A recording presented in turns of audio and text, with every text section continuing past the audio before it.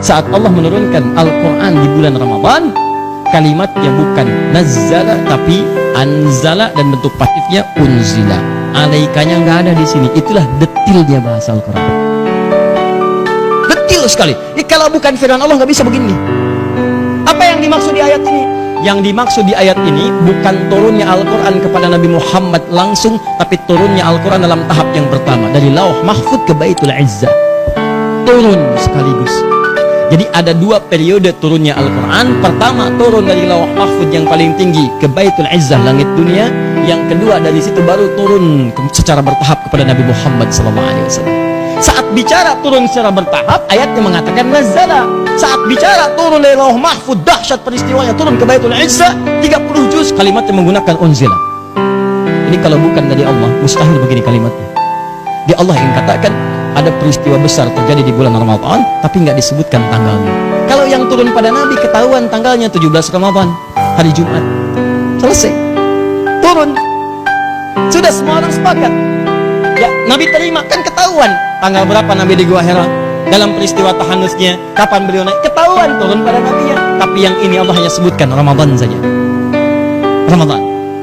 Dan dahsyatnya 30 juz turun ke Baitul Izzah, langit dunia, untuk disampaikan pada Nabi secara bertahap. Karena Quran ini mukjizat yang paling agung. Saking agungnya melewati setiap masa. Nah, maka itulah ketika Quran diturunkan, semuanya berkah. Saat Quran turun ke Baitul Izzah, semua dahsyat terjadi, kedahsyatan terjadi. Status semua naik, maka waktu turunnya itu dijelaskan oleh Allah, turun di 1 bulan. Saking mulianya bulan ini karena Al-Quran turun, maka statusnya jadi mulia, namanya Ramadan. Maka Ramadan jadi mulia salah satunya karena mendapatkan barakah Al-Quran. Di antara kemuliaan Ramadan itu, tepat waktu turunnya Al-Quran ke Baitul Izzah ini, 30 juz ini diperkenalkan oleh Allah sebagai mukjizat terakhir bagi Nabi Muhammad SAW, Rasul yang paling terakhir. Maka diturunkanlah di bulan Ramadan pada 1 malam. Cuman malamnya nggak diberitakan kapan waktunya, cuma disebutkan Ramadan saja. Maka saat turun itulah malamnya berubah jadi malam dengan penuh keberkahan. Lailah Mubarakah. Turun di situ, dan saking berkahnya, semua amalan yang bertepatan dengan malam itu akan dilipat gandakan pahalanya lebih daripada 1000 bulan. Lebih dari 1000 bulan. Lebih dari. Ya. Awas, hati-hati. Lebih dari 1000 bulan. Maka turunlah kemudian surah Al-Qadar itu. Perhatikan kalimatnya. Inna anzalnahu fi lailatin. Perhatikan. Inna anzalna, bukan nazzalna. Anzalna, bentuknya sini. Fokus. Sungguh kami turunkan Al-Quran itu di 1 malam. Di malam itu ditetapkan tentang hal yang semua terjadi pada manusia, masalah-masalahnya, solusinya, segalanya. Disebut dengan qadar namanya. Semua ketetapan diturunkan pada saat itu. Disebut dengan Lailatul Qadar. Teman-teman sekalian, isinya itu Al-Qadar, kata Allah, diturunkan kemudian di malam itu. Sesuatu yang penting. Apa itu di situ? Al-Quran. Jadi di Quran itu isi semua nilai kehidupan kita. Semuanya. Semua persoalan hidup kita, solusinya ada di situ. Semuanya solusinya, obatnya ada di situ. Dalam bahasa Arab, solusi, petunjuk disebut dengan hidayah. Kalau banyak solusi, banyak solusi. Sakit ada obat sembuhnya, susah ada mudahnya, sempit ada lapangnya, pendek ada jauhnya. Semua persoalan ada obatnya, maka dijamakkan dari hidayah jadi hudan, namanya hudan. Untuk semua manusia. Semua manusia namanya nas. Perhatikan kembali ke Al-Baqarah ayat 185. Syahrul Ramadan alladzi unzila fihi al-Quran hudan linnas. Linnas. Kapan turunnya? Saat ini turun, maka semua ketetapan terkait makhluk ditetapkan di situ, karena semua solusi ada di situ.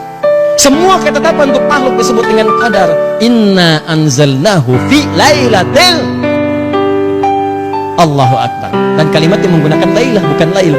Saya sering terangkan, Allah tidak mengatakan inna anzalnahu fi lailil qadar, tapi lailah. Ada lail, al-lail, ada al-lailah.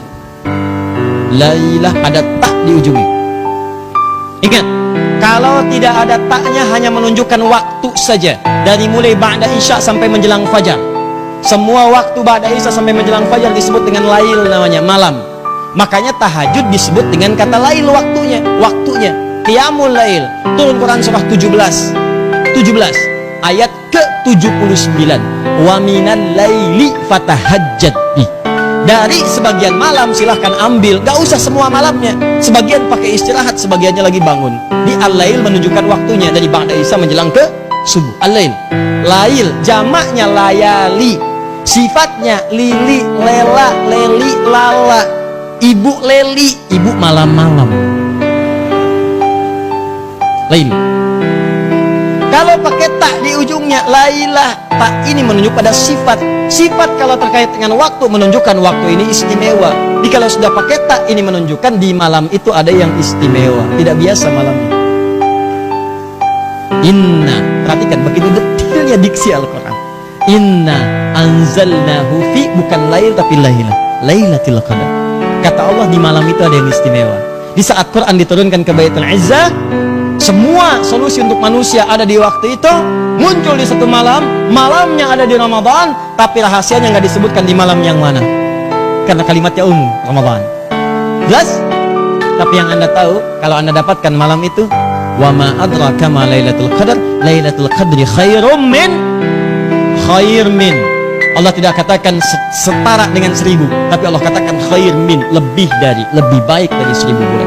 Jadi kalau ada orang yang beramal di malam ini bertepatan dengan malam itu, dia mendapatkan pahala lebih dari 1000 bulan.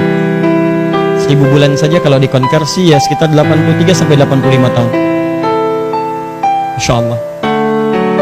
Malam itu ada yang sholat 2 rakaat aja.